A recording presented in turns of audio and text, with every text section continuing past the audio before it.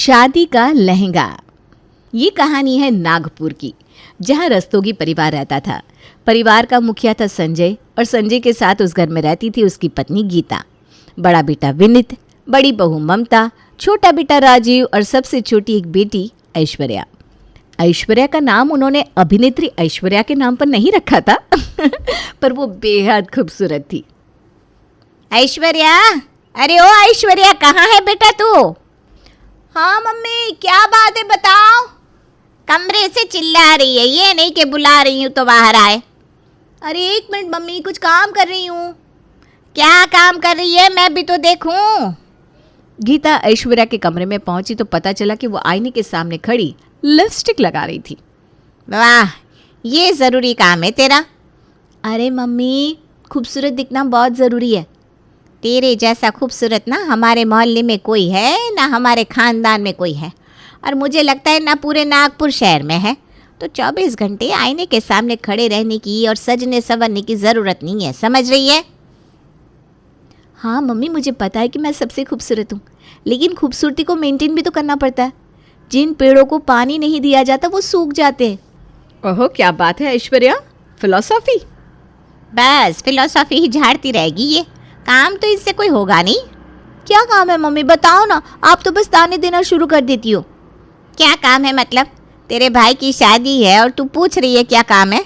शादी वाले घर में कोई एक काम होता है क्या? कमरे से बाहर निकल, 1000 काम मिल जाएंगे। अरे मम्मी, भैया की शादी में अभी 1 हफ्ता बाकी है। 1 हफ्ता तो ऐसे बोल रही है जैसे 1 साल हो। तभी वहाँ संजय, विनीत और राजीव भी आ गए। क्या बात है भाई, क्यों मेरी बच्ची को परेशान किया जा रहा है? आपकी बच्ची को कोई भला परेशान कर सकता है? यही सबको परेशान करती है। ये बात तो सही है। हाँ, कुछ भी क्या, भैया सही कह रहा है। आप कुछ ना बोलो, वरना मैं आपकी शादी में नहीं आऊंगी। हाँ तो मत आओ। पापा देखो ना भैया क्या बोल रहे हैं। तुम सब मेरी बच्ची को परेशान करना छोड़ दो, वरना बहुत पीटोगे। चलो जाओ, अपना अपना काम करो। हम अपना काम कर लेंगे, अपनी लाडली को भी कुछ काम दे दो। ठीक है, जाओ ऐश्वर्या, अपनी भाभी के साथ शॉपिंग करके आओ। तुम्हें लहंगा लेना है ना? हाँ चलो ना ममता भाभी। ऐश्वर्या और ममता बाजार जाने के लिए तैयार होकर निकल गई। रास्ते में ममता ने देखा कि ऐश्वर्या का मूड बहुत अच्छा है। ऐश्वर्या, ऐसा लग रहा है जैसे तू बाजार नहीं किसी रैंप वॉक पर जा रही है। भाभी, बाजार में भी मॉडल्स जैसा दिखना चाहिए। हो सकता है कोई बड़ा डिज़ाइनर मुझे नोटिस कर ले। हाँ हाँ, और फिर तुझे सीधा पेरिस बुला ले। क्यों नहीं, मैं तो बस तैयारी कर रही हूँ। दोनों हंसते बोलते रास्ते में एक आइसक्रीम वाले के पास रुक गई। ऐश्वर्या, आइसक्रीम खाएगी? नहीं भाभी, डाइट पर हूँ। अरे छोड़ ना, शादी के बाद डाइटिंग कर लेना, अभी तो जी भर के खा। ऐश्वर्या ने झट से 2 चॉकलेट फ्लेवर आइसक्रीम मंगवाई। दोनों आइसक्रीम खाते हुए बाजार की रौनक का आनंद लेती रहीं। भाभी, नागपुर के बाजार में अलग ही मज़ा है। हाँ, पर अब जल्दी चल, लहंगा ढूंढना है ना। कुछ देर में दोनों एक बड़ी और चमचमाती दुकान पर पहुंची।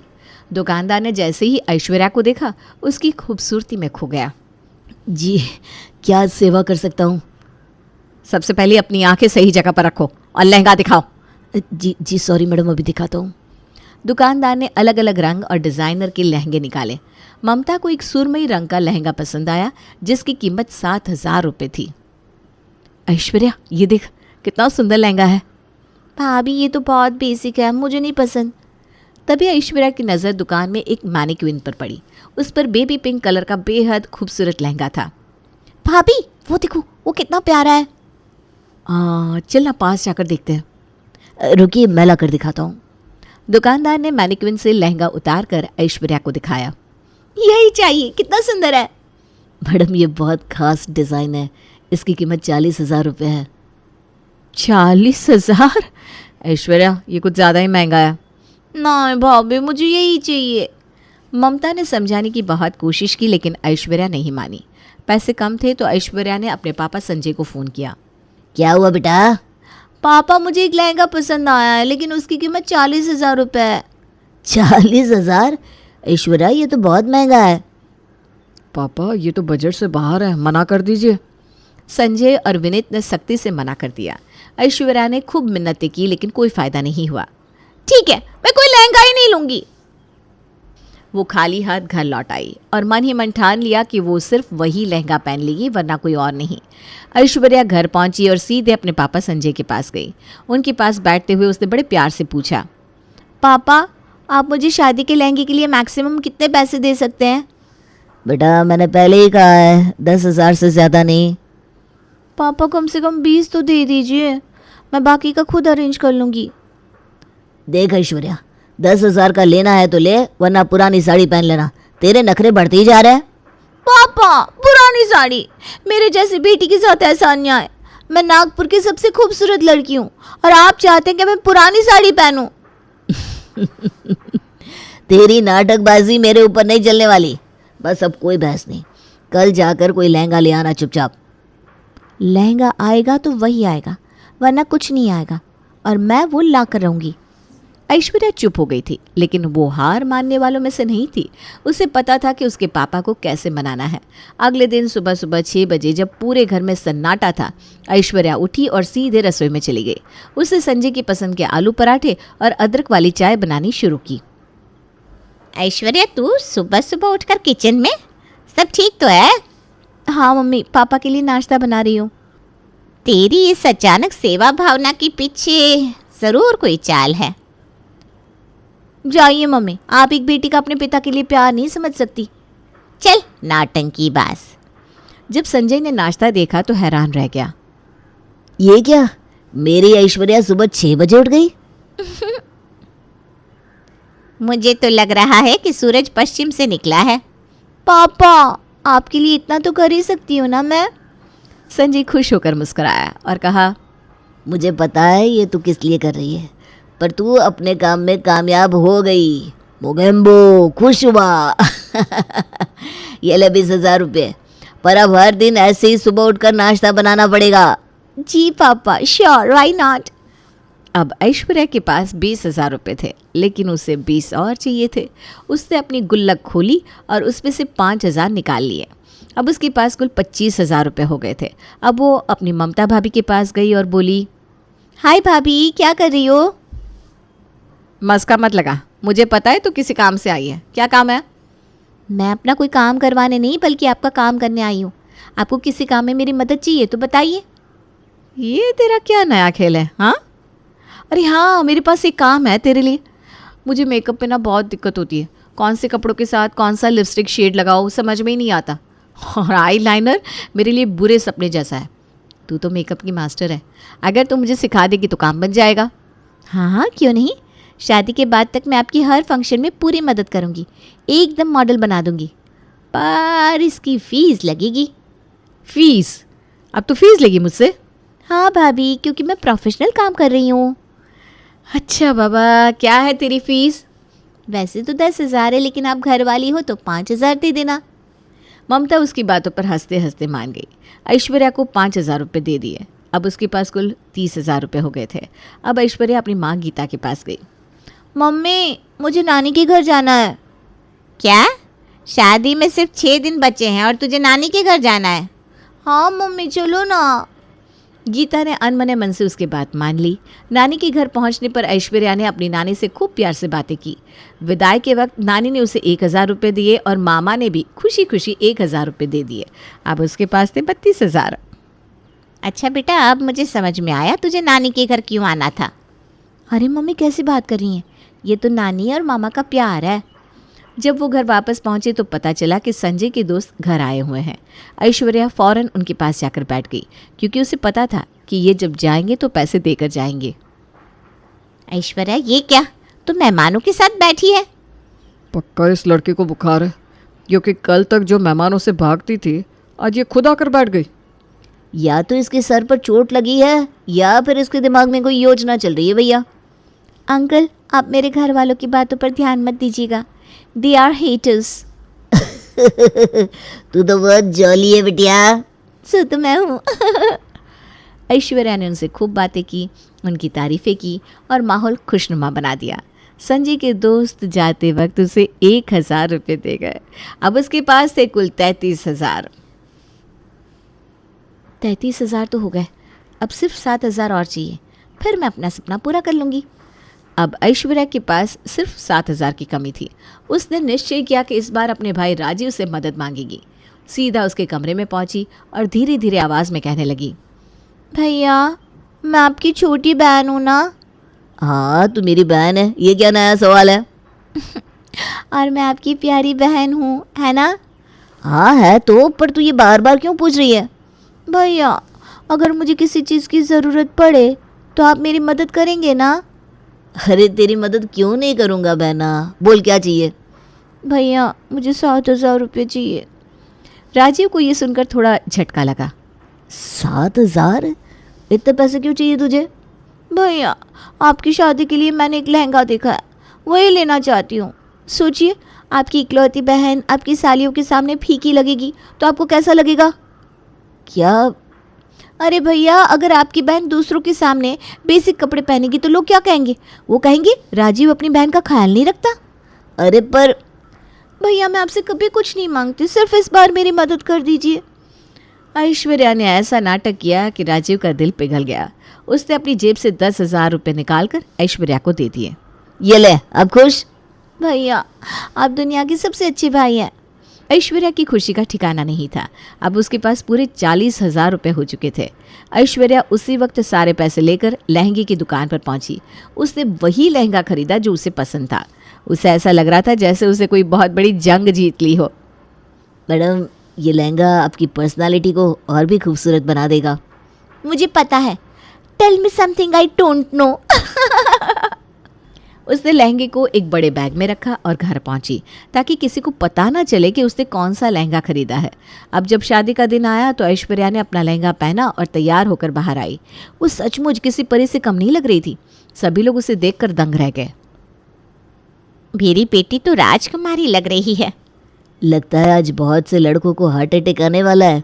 चुप रहिए, ऐसा कुछ मत बोलिए। ये तो वही लहंगा है ना? यस, मैं जो चाहती हूँ पाती हूँ। वो सब बारात में पहुंचे और वहाँ ऐश्वर्या ने अपने लहंगे का खूब दिखावा किया। हर किसी से जाकर उसने अपनी तारीफें बटोरी। ऐश्वर्या ये लहंगा कहाँ से लिया? अरे ये खास डिज़ाइनर का है, बहुत ही लिमिटेड एडिशन है। पता था, ये तो सबसे अलग दिखने की पूरी कोशिश करेगी। ऐश्वर्या लड़कियों की जलन देखकर अंदर ही अंदर बहुत खुश हो रही थी। उसने शादी में जमकर मस्ती की। शादी तो निपट गई और गौरी रस्तोगी परिवार की छोटी बहू बनकर आ गई। लेकिन फिर शादी के कुछ दिन बाद उन्हें गौरी के घर डिनर पर जाना था। अरे आज मैं क्या पहनूं, कुछ समझ में नहीं आ रहा। ऐश्वर्या वही 40,000 का लहंगा पहन लो, कम से कम पैसे तो वसूल हो जाएंगे। पापा डिनर पर लहंगा? कोई डिनर पर लहंगा पहन कर जाता है क्या? अरे जब इतना महंगा लहंगा लिया है तो इसे पहनने में क्या बुराई है? पापा अगर मैंने डिनर पर ये लहंगा पहन लिया ना तो वहाँ के लोग सोचेंगे कि मैं कोई रैंप वॉक करने आई हूँ। बेटा एक बार पहनने में क्या जाता है? मम्मी मेरी इज्जत का सवाल है। डिनर पर लहंगा पहनना मतलब खुद का मजाक बनाना। आखिरकार सबने हार मान ली और ऐश्वर्या एक सूट पहनकर डिनर पर चली गई। अब उसका लहंगा अलमारी में बड़े आराम से रखा था। लेकिन घर वालों की परेशानी ये थी कि इतने महंगे लहंगे का इस्तेमाल सिर्फ एक दिन के लिए हुआ। कुछ दिनों बाद ऐश्वर्या के कजिन की शादी का न्योता आया।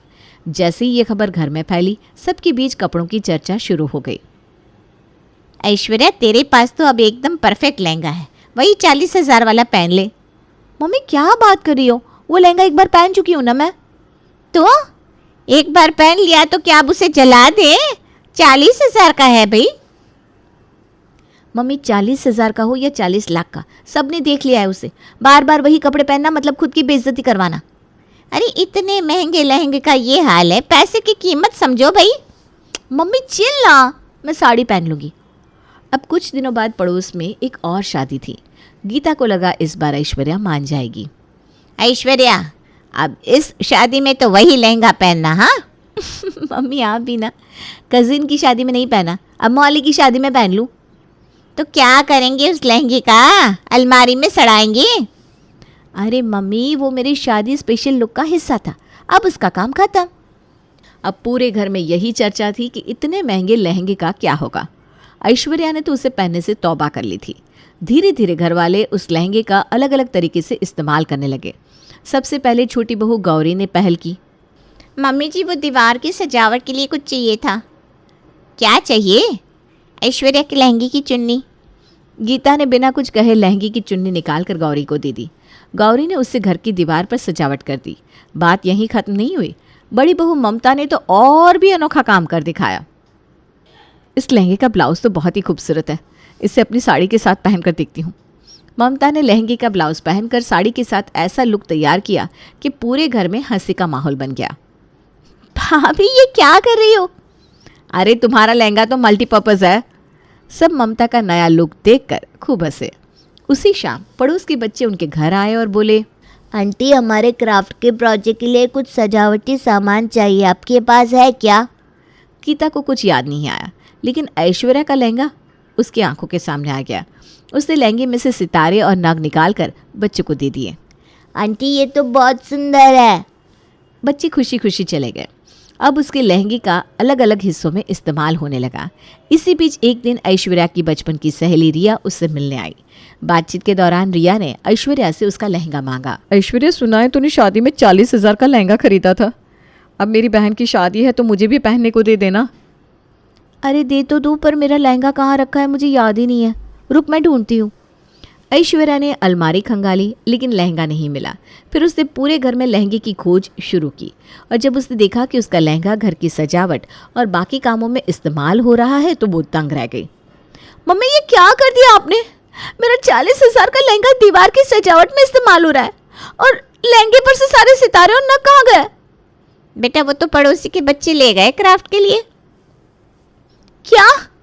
अरे जब तूने खुद तय कर लिया था कि इसे दोबारा नहीं पहनना, तो इसे किसी के काम तो आना चाहिए ना। इतने में ममता भी वहाँ आ गई। ऐश्वर्या, 40,000 का लहंगा तूने एक बार भी सही से इस्तेमाल नहीं किया, कम से कम घर के कामों में तो आ रहा है। ननद जी मेरी तो शादी का लहंगा था, फिर भी मैंने अब तक 3 बार पहन लिया, और आप?